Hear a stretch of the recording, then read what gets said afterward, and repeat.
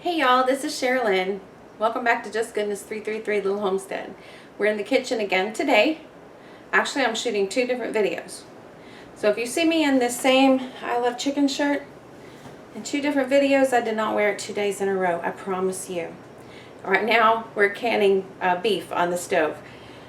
But I want to show you how I make beef bone broth.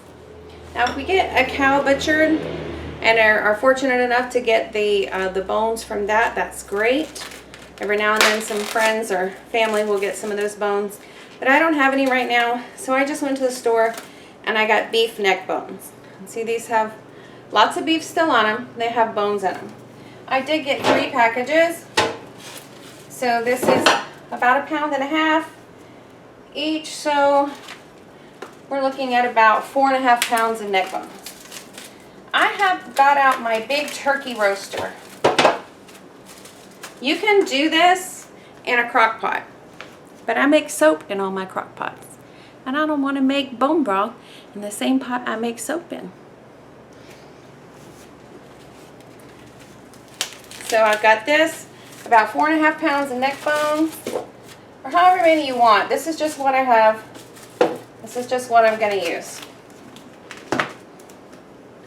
I save my onion skins. And I just have a designated bag in the freezer. Whenever we chop onions, cut up onions, I will stick the skins and the ends, the little ends with the roots and everything on them, right in here. And I save them for exactly this purpose.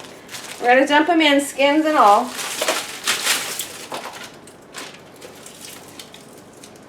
All frozen. They're going in the roaster. And here's one that I chunked in the freezer because it was getting a soft spot. I'm going to put it in there just like it is. I am also going to add I'm going to start off with about 2 good tablespoons of salt. I've got some dehydrated parsley from my garden. You don't have to do this, but if you think about other herbs you may have that you think would go good in a bone broth, then toss them in. I've also got some dehydrated celery. I'm just going to put a little bit of this in there. A little bit goes a long way, because believe it or not, there's about 3 big heads of celery in this one little jar. It shrinks down a lot. Now for me, I like a lot of flavor. I am going to go ahead and add some of this beef broth bouillon powder from Orrington Farms. This one doesn't have a lot of yucky stuff. It's just all natural flavors and no ugly ingredients. I'm going to add about 2 tablespoons of that. Okay, so in this big roaster, I have covered this with 6 quarts of water, and I'm going to let this cook tonight. I'm going to put it on 300, and it's about 1 p.m. on Monday. I'm going to put this on 300. I'm going to let it cook on 300 until I go to bed this evening. And that's just going to get everything really good and cooking. And then first thing in the morning, I'm going to come back and I'm going to remove the meat, because there's meat on those bones. And if you leave the meat in there to cook for 3 days, it's going to get really rubbery. After it's cooked, I may even do that tonight before bed. You just have to play it by ear. If you look in there and you see that the meat is really thoroughly cooked and you feel it has nothing else to lend to the bone broth, go ahead, pull the bones out, let them cool a bit, peel the meat off, and then put the bones back in. We're going to actually cook this for a total of 3 days. We're going to cook it on 300 until, I think, this evening before bed. I'll turn it down to 200. And then we're going to cook it for 3 days. We're going to have to come back and add more water to it as it cooks down. You're just going to want to keep it to where, let me show you. You're going to want to keep it to where most of this stuff is mostly covered. Okay? All my frozen onions and stuff. The meat is on the bottom. You're going to want to keep this stuff mostly covered. This pot's about half full. Okay, it has been 3 days since the bone broth has been in the cooker, and it's time to get it out and can it up. You see, there we go. And this looks super rich and super yummy. Okay, I have got 14 pint jars sitting in warm water. And I've also got 2 inches of water on medium heat warming up on the stove. Because this is still warm, we just turned it off. We definitely want to have warm water, warm jars, and warm water in our canner. Now I am straining this out. I'm going to scoop out all the meat and all the other stuff. I did have some of this meat the other day for dinner, and it was really good. I just pulled the bones out after the first day. I pulled the bones out and pulled the meat off of it.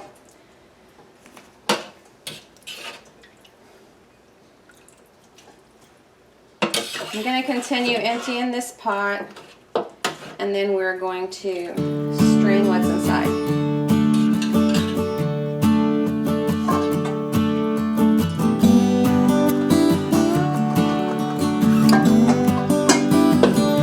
going to take all the big stuff and put it in a separate bowl.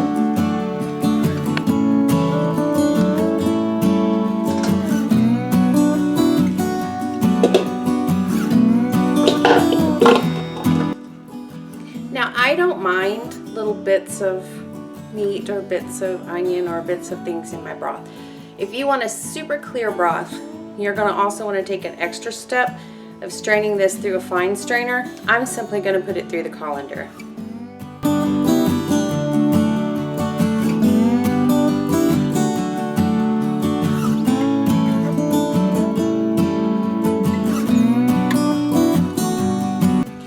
And there's too much to fit in this pot that I have, so I'm going to go ahead and start dishing some of these up into the jars. I'm going to empty out the jars of the warm water, put the warm broth in there, and then I can use my pot again.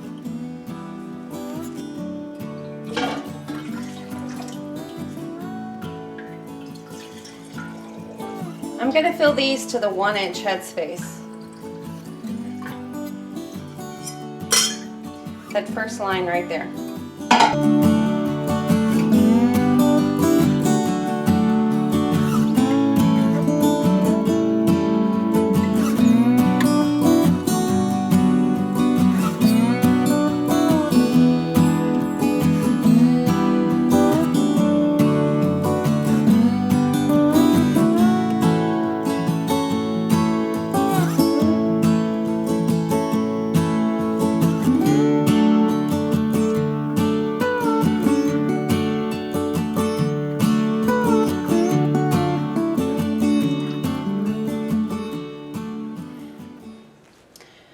Okay, and just like in our other canning videos where we've done meat or meat products, I've got a rag with white vinegar on it. You can use any vinegar. We don't want to do this with water because I know I've spilled a few drops and there'll be a little greasy film. I'm going to flip this, do the other side. Any grease can cause you to have a bad seal. We don't want that to not seal. Now we're going to put on the lids and the rings. These are the new lids. You do not have to simmer them unless you just want to. You don't have to warm them up.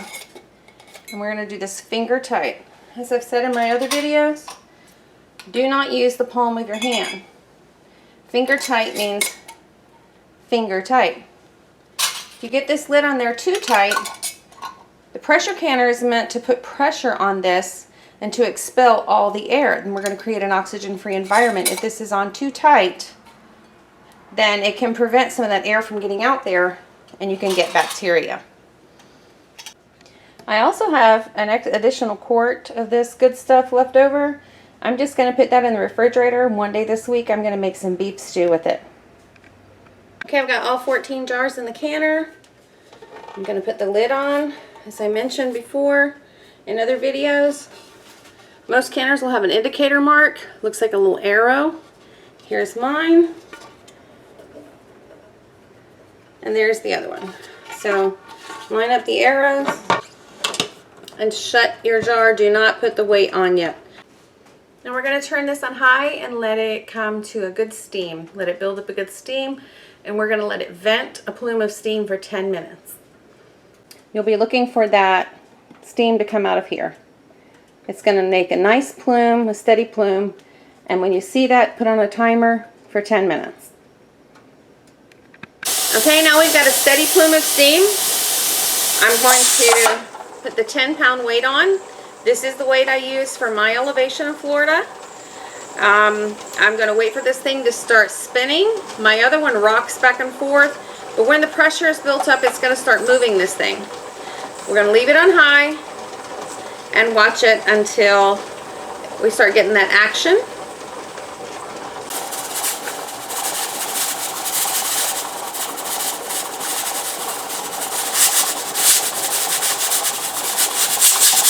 Okay, it's getting there. See that?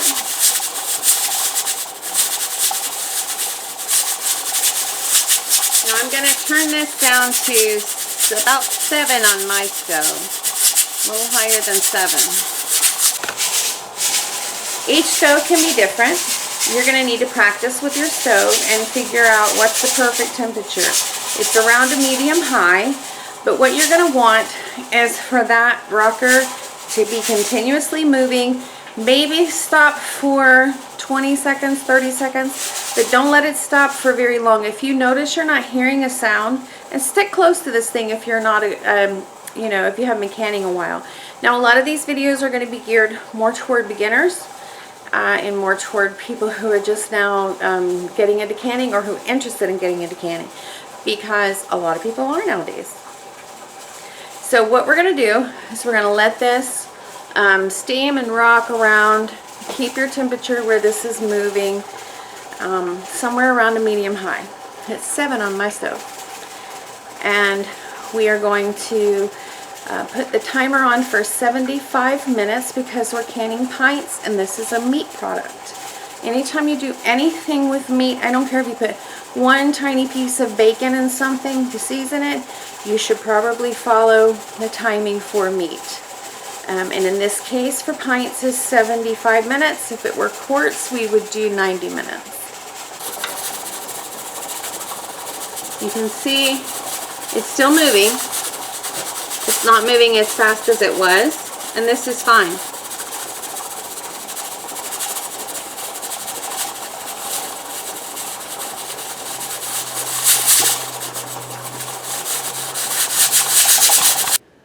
Okay, we did our 75 minutes. It's done? It's done. I was at my mama's. Come here. I was at my mama's. We also got fresh pizza. Yes, we do. We're going to eat some pizza. This is over. It went for 75 minutes, and I have turned it off, and then I waited for the pressure valve to go down, and now it is safe to remove the weight. Slowly open this. These are very good. I just smelled them. Now I'm going to lift the lid away from my face. I don't want steam. Fog up my glasses. And look at this. This is lovely. Look at this beautiful, beautiful bone broth. I'm going to set this on the counter. I'm going to set this on a towel over here on the counter and let them rest for 24 hours. Hey, I just want to thank you guys for stopping by the homestead and for watching this video. What do you like to can? Put it in the comments below. And I hope you guys try this. Don't forget to like and subscribe. Come here, say it again. Don't forget to like and subscribe. Yeah, what he said. Okay, until next time. Bye, y'all.